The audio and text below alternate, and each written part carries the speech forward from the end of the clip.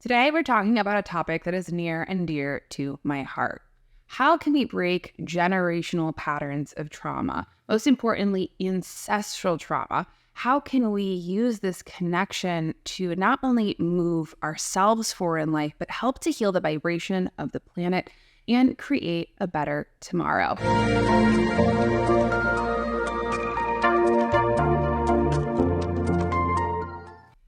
Generational and ancestral trauma affects all of us. We might not even be aware of it. We might not be aware of the patterns, behaviors, energy that is inherited from our family lines, both from both sides. And without this awareness, what happens is we often end up repeating these same steps over and over again, creating systems that are self-perpetuating.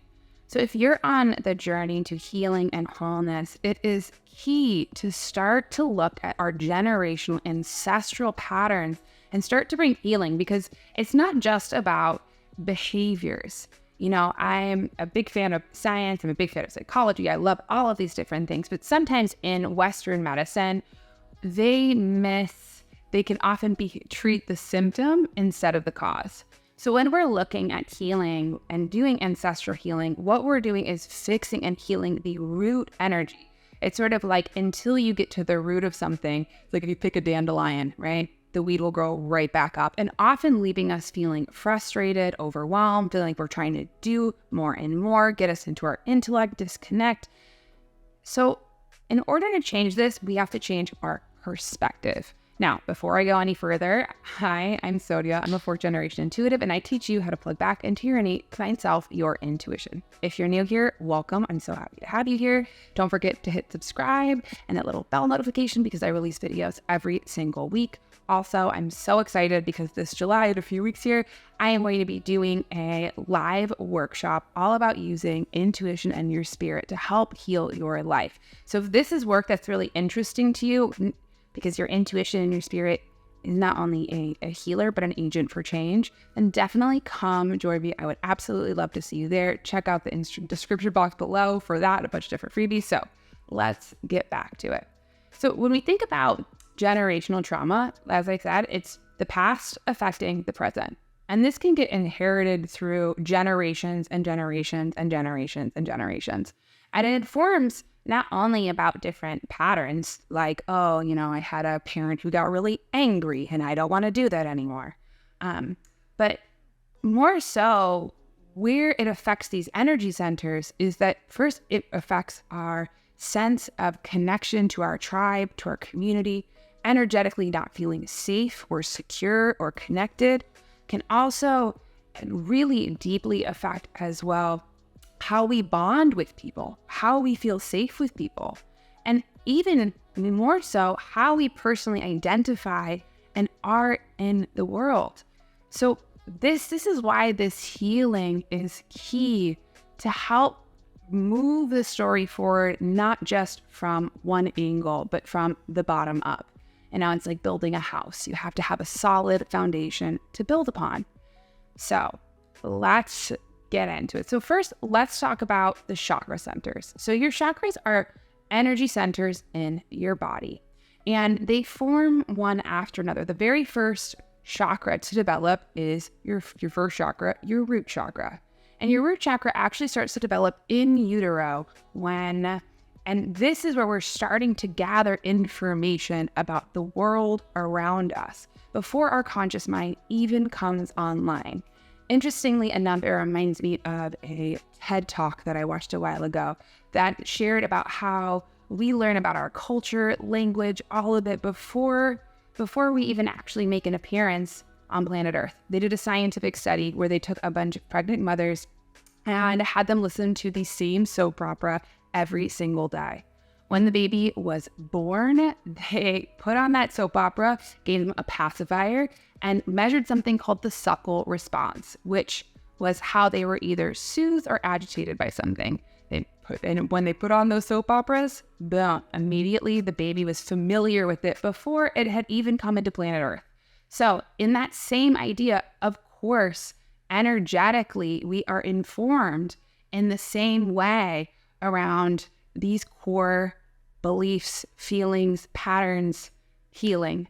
So often what happens is that we can try and address the behavior. Sometimes if we're in therapy, if you're in your own healing journey, however it is, we can sort of trace the patterns in our family, trace these behaviors and try and treat them.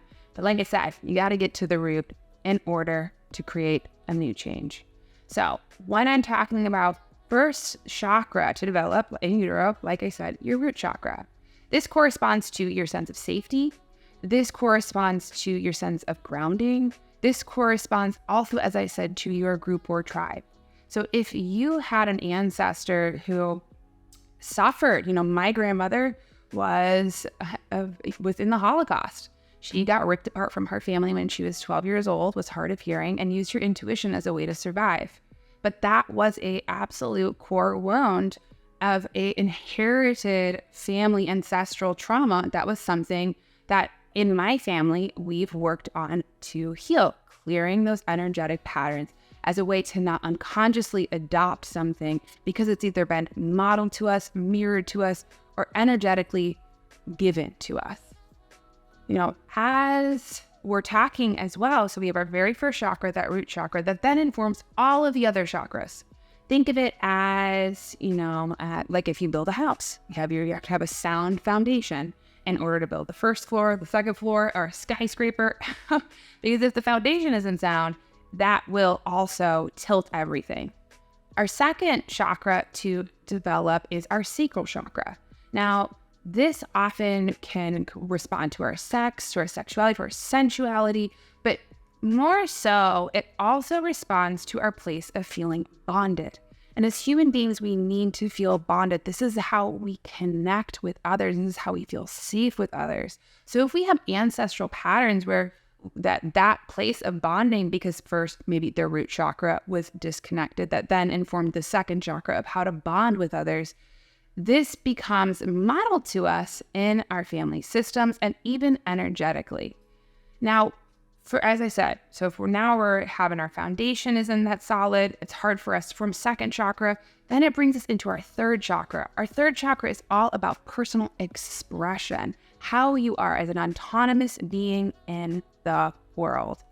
And it's how you're independent. So if you don't feel safe, if you don't feel like you're part of a tribe, if you don't feel bonded to your tribe, to your group, then how can you feel safe in the world? How can you really feel safe to share yourself, to connect in your own individuality without getting caught up in some of these undertows of, do I belong here? Am I okay? Which in my world is like our ego barking dog that's trying to make sense of a lot of hurt and pain that might not even be our own. When we look at these foundational places and we really start to bring in healing, we also have to recognize that because energy entrains, we mirror each other. There's something called mirror neurons in our brain. It's really incredible. We sync up genuinely. So if the dominant vibration in your home and in your place of being in your parents was one that had these pain points, we too modify, adapt these same behaviors. And what's interesting about energy and vibration is that it amplifies. It doesn't just affect us, but then it grows. It even affects spaces, the planet, just like, for example, if you walk into a church, a mosque, a temple, it's a sacred space. You can feel the collective energy, whether or not you subscribe to the religious beliefs or not. And it's the same thing when you go to places that have had a lot of pain, that have had a lot of trauma, you too can sense that energy. So when we're talking about these karmic patterns, these energy patterns, it's more than just for ourselves. It's really about contributing to the healing of the planet. So first, now let's talk about some ways that we can start to bring about healing in these karmic centers, because, I can do a whole series on this. So the very first thing that you are going to want to do is first practice awareness of these patterns in your family. Now, awareness is your psyche, is your band of attention, is your tuner, not only for your intuition, for your spirit, but one of my favorite definitions of intuition is to pay attention. When we pay attention, we can start to discern what are some of those ancestral patterns that have been passed through or part of our own work. When we have that band of attention, go through your family, start to journal. Have you noticed family patterns that get passed on over and over and over again?